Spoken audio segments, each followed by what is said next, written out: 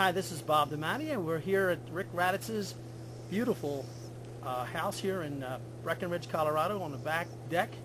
And I'm here with a list building expert, Steve Yakim. Steve, let me pan around. There you go, Steven. Okay, we were talking the other night, and you had mentioned to me that you built a list. I think you said it was 100,000. Yes. 100,000 people, and you also built up a large number in a very short amount of time. How in the world did you do that? A lot of people have trouble building a list beyond 1,000 in a long time. Well, first, I didn't start off with the method that I'm using now. The way I started off, and I would recommend everybody start off with, is co-registration. But I wouldn't recommend it until you have a product that you're ready to sell. You don't want to pay for subscribers when you don't have nothing to promote to them. Okay. So make sure you have all your ducks in a row with your website and the products you want to sell. Then you can go out and purchase subscribers, and I would recommend you purchase double opt-in subscribers. That way you know that they want to be on your list. So you go purchase those, and I would say only 1,000 at the most.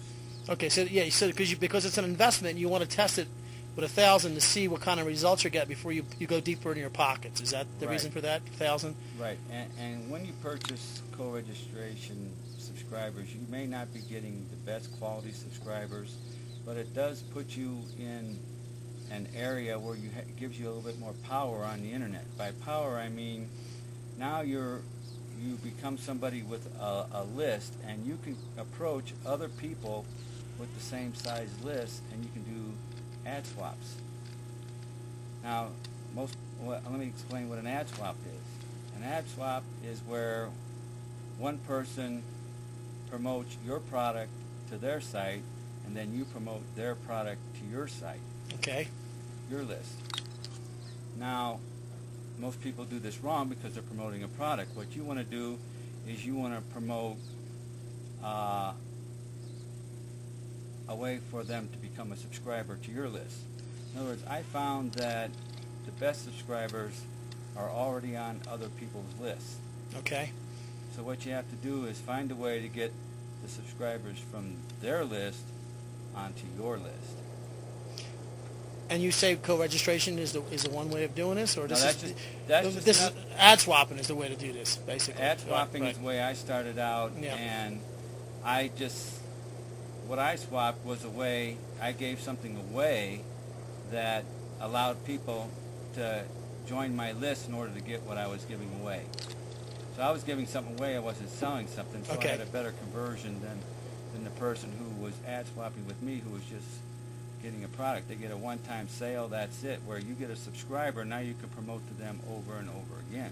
All right, now let's say there's someone that is online, they've just developed their product, and they want to avail themselves to this method of ad swapping. What step, how do they find people to swap ads with? Is there websites that one can go to find these things out, or just do a search in Google for ad swapping, or how do you find this resource? Go to Google for co-registration. Okay. Look for co-registration, and look for somebody that allows the new subscriber to join directly into your autoresponder.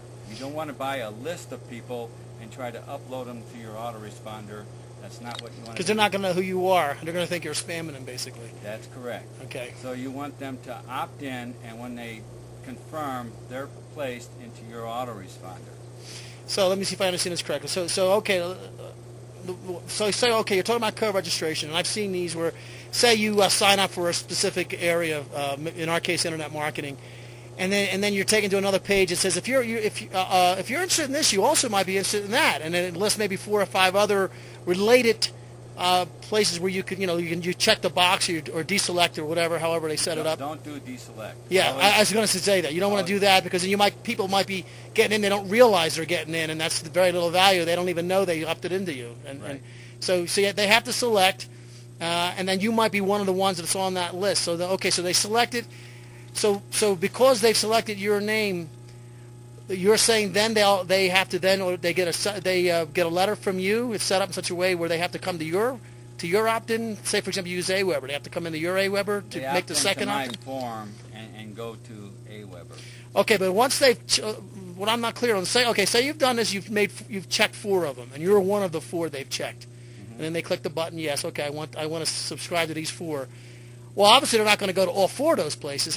What's the mechanics that then gets it where they come to your page? That is a good question, because I don't know, because it's part of the co-registration software. Okay, so but you don't even have to worry about. Okay, but at some point though, these people, because they've opted into you, how do you get the name from the co-register? Did they send you this list somehow? They send it to you? They send them directly to the opt-in page for your auto response. Okay, so you all right? So you have an opt-in page that you've made. Double opt-in. Okay, there you go. So now I understand. So somehow it doesn't matter how they work that end of it out. Right. Somehow they send all those people who have checked your box. They'll come to your opt-in page. Well, it doesn't have to be, but you're suggesting you make it an opt-in page. And you're saying, okay, sign up, opt in again. This way they've specifically opted into your autoresponder, whether it's AWeber or whichever one you use. Right. Okay, and now you have them. Now, experience, I know this is the methodology of the product that came out about 6 months ago, Pipeline Profits. It was made quite a splash on the internet, and it was a high ticket item, and it's closed anyway. Membership's closed, and I know a big part of that was co-registration. But you're saying for those who either did not get on that opportunity or can't afford it, you just go do a search, and how do you know you're getting good leads? What separates? What if you have one lousy company that sends you lousy leads, and there's another company that's a good one? How do we know the good ones? Do you have some recommendations? I have, but I don't have them on me right now. Okay, that's fine. We can hit that at another time, even if you'd be willing to share them. But because I would think that'd be a part of it. Because what if you find 2 or 3 that are not very good? Well, first of all, you look for opt-in, not opt-out. And you look for double opt-in, you're going to pay more for double opt-in. And again, that's the process we just talked about, where right. they send it to your page. Right. Okay. And then you're only doing 1,000. So therefore, you're not investing a lot to find out. Right. So you do the search for co-registration lists, or just co-registration.